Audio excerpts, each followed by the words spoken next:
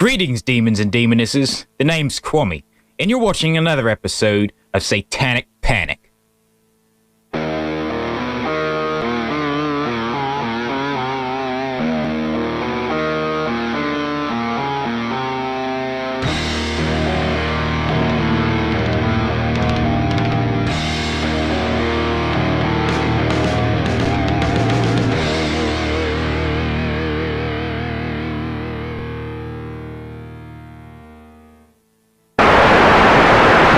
Hello there. I'm sure you guys probably haven't heard that intro for quite some time now. But as you can see, we're all boxed in. I got the 4:3 aspect ratio, so you already know what that means. It's time to do another review.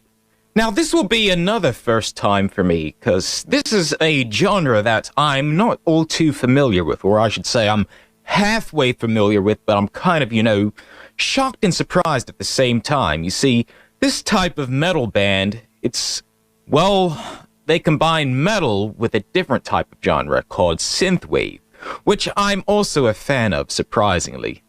You never thought you'd meet a metalhead that'd be, a big fan of synthwave, but, since the whole, theme of my channel is vintage, synthwave is kind of a thing that I kind of have gotten into. Now, I first heard about this band from D. Rotten of From the Dungeon podcast. I think he played a few of their songs in an episode, and he also sent me a link to this, and I've been listening to this since pretty much I was in quarantine. So, no work, couldn't really do anything, so just chill out on the sofa and listen to metal albums. But I know you guys have probably heard enough of me rambling on and on about this, so let me just introduce to you the band Neon Funeral.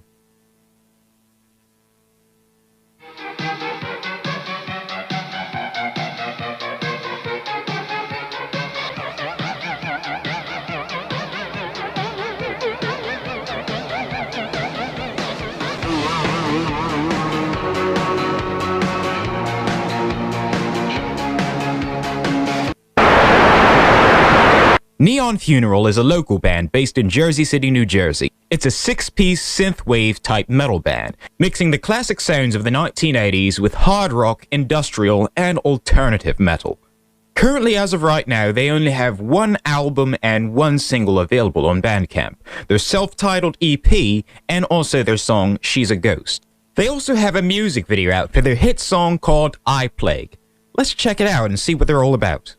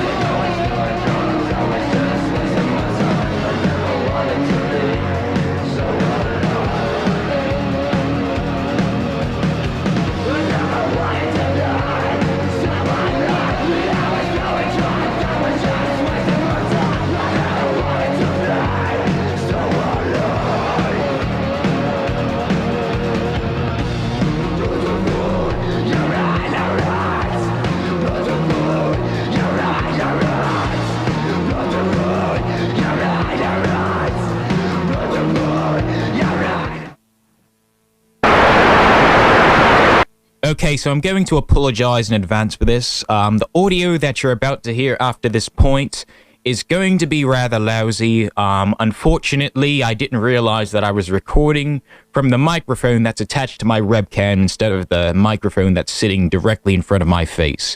So if it becomes hard to hear, I apologize. But then again, it might add, a bit of character to the effect. So I don't know. Enjoy it, I guess.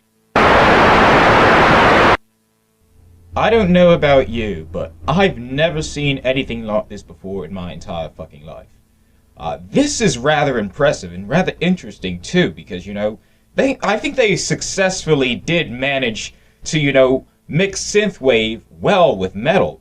And I also have to admit that the music video for this is extremely impressive. I mean, you can see how, as you can see in like some spots of the music video, it's shot in like a 16:9 aspect ratio. Then it goes back to the 4:3 aspect ratio. Then you have the VHS grain.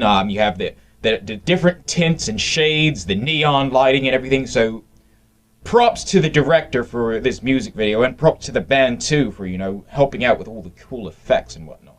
They put me to shame. Like, I mean, I try my best to, you know, do the VHS effects and, you know, add the grain, and then sometimes try to degrade the audio, and then sometimes it sounds like crap, and then I have to fucking re-record everything. But these guys managed to do to pull off the whole vintage type 80s/90s VHS vibe very well. Now, I'm not exactly sure what synthesizers they were using, but one of the main synthesizers that was used in the 80s was, I think, the DX7. It's used in a lot of synthwave production nowadays. I mean, I've used, like, emulations of it. I don't actually own any actual synthesizer from the 80s, but that's one of the synthesizers that was mainly popular among pop artists, among many major artists that were producing music back in the 1980s. And they were able to emulate that sound quite well.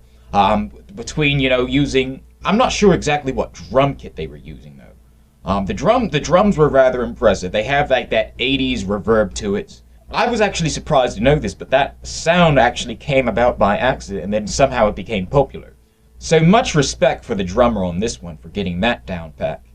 Now, to get to their self-titled EP, one of my favorite tracks off of that is Delorean in the Desert.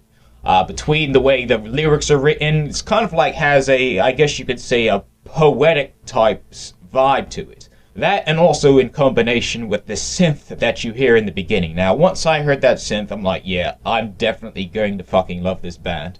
When it comes to their self-titled EP, it gives a very good taste of what the band is capable of and what the band can do. Plus, it adds a lot of variety within synthwave itself, you know, to combine, you know, one genre with another genre, and then to experiment and create something else with it. Shows exactly what this band is capable of. I mean, from what I was able to get off of this EP alone, despite it being 3 tracks, this is enough to impress me and, you know, put this band on the map, especially in the North Jersey area. So to conclude, Neon Funeral is a band that I think everyone should check out, especially if you're into synthwave, and especially if, you know, you're into the whole vintage trend. Well, I shouldn't say trend, vintage.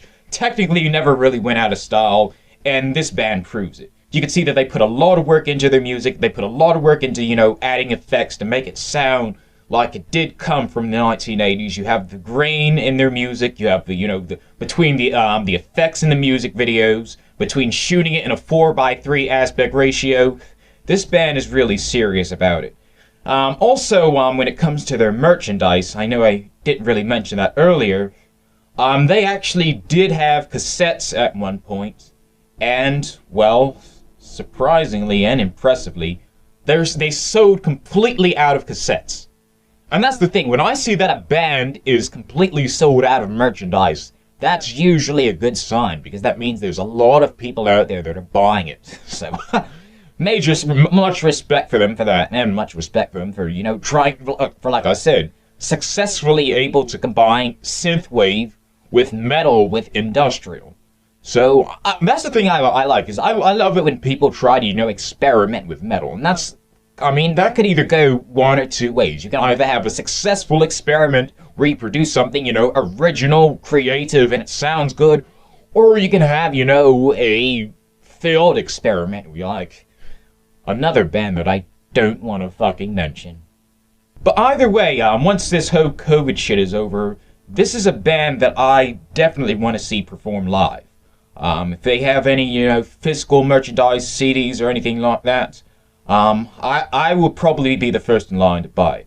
Like I said, they're from North Jersey, so I can probably easily just check out their page and see when they're going to be performing again.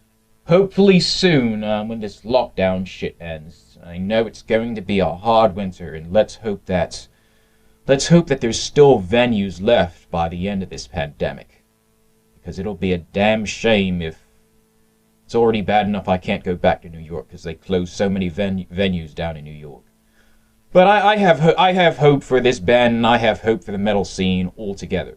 So with all that being said, Neon Funeral is going to get the official Satanic Panic Show rating of an 8.5 out of 10. It's very rarely that I get, impressed and blown away by a band by only listening to, a few tracks. Usually I have to listen to, maybe 1 or 2 albums, or maybe, go to a few shows. Now, with Neon Funeral, I've never been to any of those shows, and I think this is, the first album I listened to. And like I said, I've been listening to this all throughout my quarantine, that in combination with previous bands that I have reviewed. And plus that, since D Rotten recommended this to me, I think D knows me pretty well. Also, if you guys aren't following D, follow him on Twitter, follow him on Facebook, subscribe to From the Dungeon podcast, and also all of the other Famcast channels, especially Humpcast, Rat Talk, Hit the Mics, Psycho Red Blowout. And join us for our Christmas special, too. It's going to be going on tomorrow night at 9 o'clock Eastern Standard Time, if you're able to catch it. But that's all for now. If you enjoy Neon Funeral, I suggest you follow them on Facebook, listen to them on Bandcamp. I would cop with some merch if there's still some merchandise available. I know they have face masks, too, so take this thing fucking seriously. Wear your mask, and maybe all this COVID shit'll be over right before we know it. Alright, you guys, stay safe, stay metal, hail Satan, and I'll see you guys next time.